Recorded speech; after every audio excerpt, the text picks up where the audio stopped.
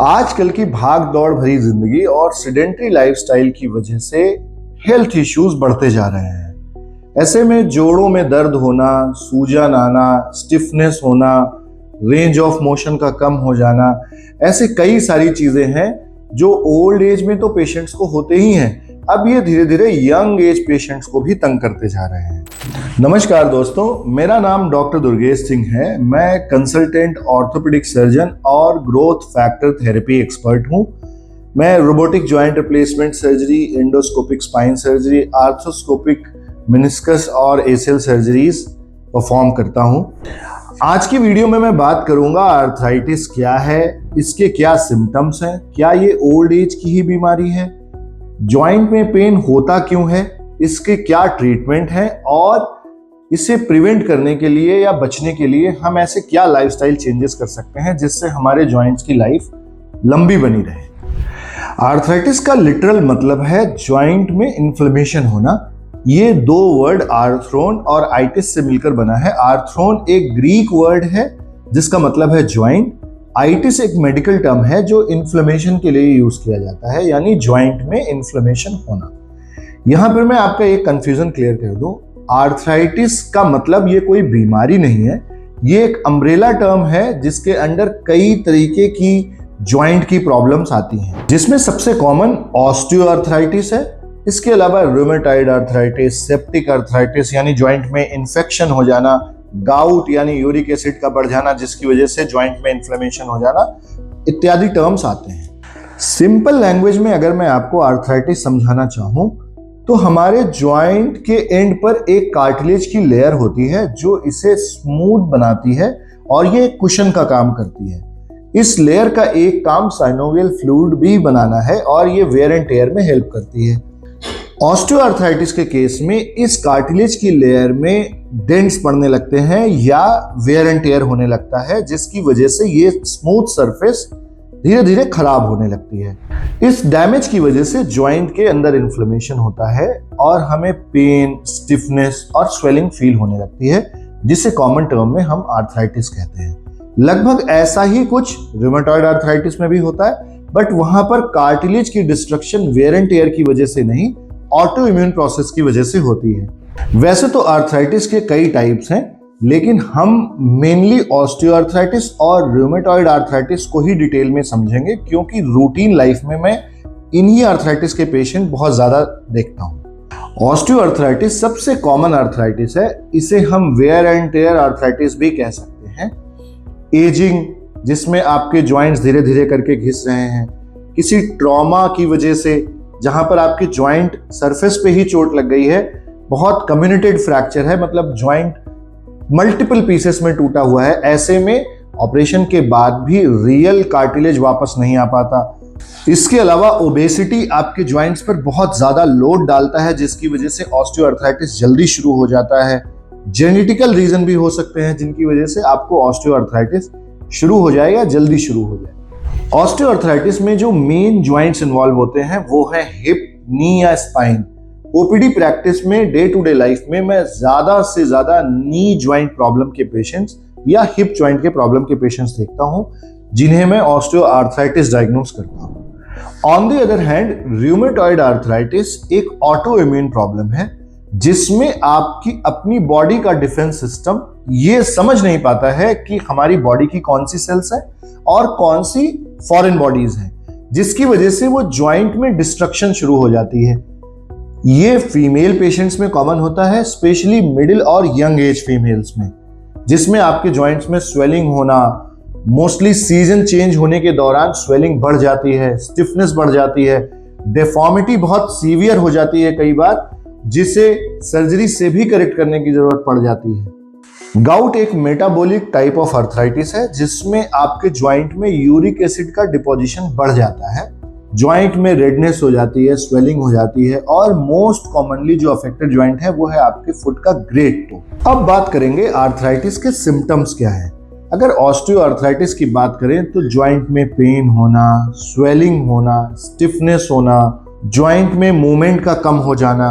कई सारे patients OPD में ये कंप्लेन करते हैं कि सर मेरे जॉइंट से आवाज आ रही है, मैं जब बेंड होती हूँ या बैठती हूँ या बैठ के खड़ी होती हूँ तो मुझे घुटनों में दर्द होता है। चलने में तो मैं 1 किलोमीटर 2 किलोमीटर भी चल लेती हूँ।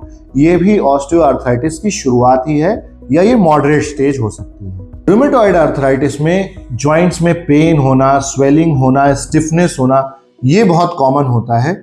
ये मेनली स्मॉल जॉइंट जैसे फिंगर्स या टोज, इनको ज्यादा अफेक्ट करता है। धीरे धीरे अगर प्रॉब्लम बढ़ती है तो फिंगर्स में डिफॉर्मिटी होने लगती है, टोज में डिफॉर्मिटी होने लगती है, जिसे बाद में सर्जरी से भी करेक्ट करने की जरूरत पड़ती है, जैसा कि मैं पहले भी बता चुका हूं। आर्थराइटिस को डायग्नोज करना इतना मुश्किल नहीं है। जॉइंट में पेन होना, स्वेलिंग होना, टेंडरनेस होना, यही अपने आप में एक पहचान है कि आपको आर्थराइटिस है।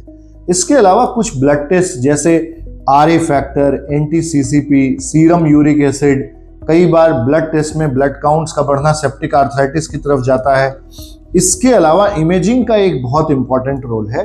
एक्सरे से जॉइंट की डिफॉर्मिटीज और प्रॉब्लम्स का काफी हद तक पता लगाया जा सकता है। कई बार अगर लिगामेंट्स की प्रॉब्लम है तो MRI स्कैन से भी मदद मिल सकती है।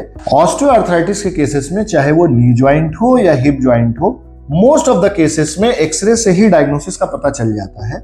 एक्सरे में जॉइंट स्पेस का कम होना, ऑस्टियोफाइट फॉर्मेशन, कार्टिलेज सरफेस का रफ हो जाना, ऐसी बहुत कॉमन चीजें जो बड़े आराम से एक्सरे में नोटिस हो जाती हैं। कई सारे पेशेंट्स जो मुझे OPD में आकर आर्थराइटिस के लिए कंसल्ट करते हैं, उनका एक कॉमन कंफ्यूजन होता है कि सर इस जॉइंट पेन के लिए मैं किसे दिखाऊं, फिजिशियन से मिलूं या रूमेटोलॉजिस्ट को दिखाऊं या ऑर्थोपेडिशियन को दिखाऊं। तो यहां पर मैं आपका एक कंफ्यूजन क्लियर कर दूं कि अगर आपका आर्थराइटिस ग्रेड 1 या ग्रेड 2 है, स्पेशली ऑस्टियोआर्थराइटिस, तो आप किसी को भी चूज कर सकते हैं, बिकॉज इसका ट्रीटमेंट सॉल्यूशन मेडिकल मैनेजमेंट है, लाइफस्टाइल चेंजेस है, प्रिकॉशंस है, एक्सरसाइज है।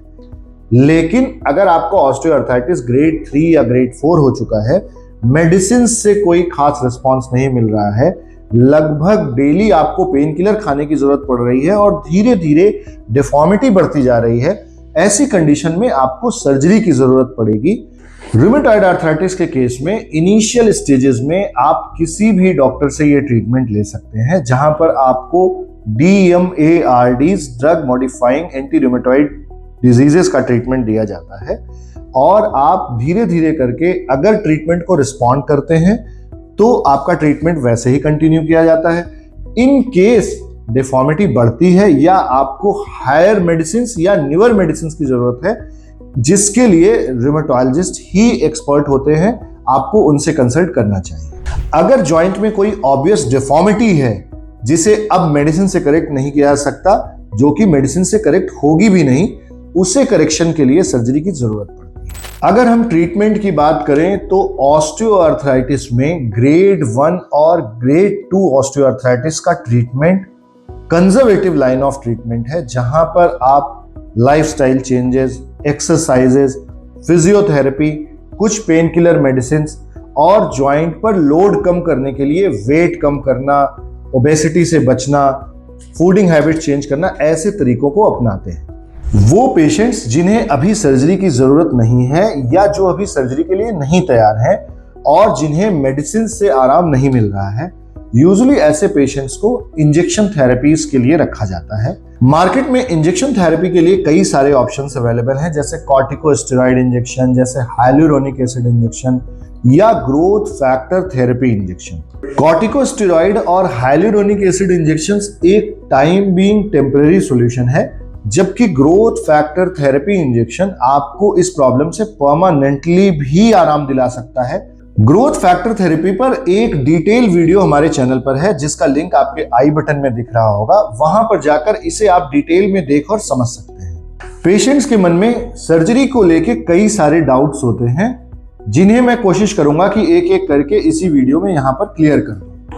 अगर आपकी आर्थराइटिस ग्रेड 4 है, एंड स्टेज है, चलना उठना बैठना मुश्किल हो जाता है, आपकी लाइफस्टाइल डिस्टर्ब हो गई है, आपका रूटीन एक्टिविटी भी ठीक से परफॉर्म करना बहुत मुश्किल हो गया है, ऐसे केस में सर्जरी आपके लिए बहुत अच्छा ऑप्शन हो सकता है। सर्जरी के बाद आप अपनी नॉर्मल लाइफ में वापस जा सकते हैं, आपकी सोशल लाइफ रिज्यूम कर सकते हैं। अगर आप नी ज्वाइंट की ऑस्टियोआर्थराइटिस के लिए सर्जरी ऑप्शन कंसीडर करते हैं तो यूनिलैटरल नी रिप्लेसमेंट या बाइलेटरल नी रिप्लेसमेंट कब कैसे कराना चाहिए या नहीं कराना चाहिए, उसके क्या फायदे हैं, क्या कॉम्प्लिकेशन है, इसके ऊपर एक डिटेल वीडियो यूट्यूब पर है जिसका लिंक आई बटन में है, वहां पर जाकर आप इसे देख के और समझ सकते हैं। तो फ्रेंड्स, एक बात तो मैं अपने सारे पेशेंट्स को समझाता हूं, एजिंग को रोका नहीं जा सकता, लेकिन आर्थराइटिस को जरूर रोका जा सकता है।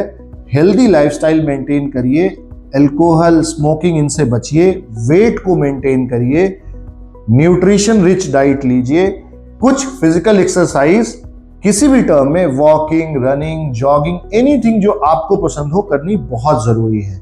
हिप, नी या किसी और जॉइंट के पेन को इग्नोर मत कीजिए, इसे टाइमली डॉक्टर से दिखाकर इसका ट्रीटमेंट स्टार्ट कराइए, जिससे आपके जॉइंट्स की लाइफ लंबी हो सकती है। अगर आपको ये वीडियो अच्छी लगी तो इसे लाइक, शेयर और मेरे चैनल को सब्सक्राइब कीजिए। मैं आपसे नेक्स्ट वीडियो में किसी और इंफॉर्मेशन के साथ मिलूंगा।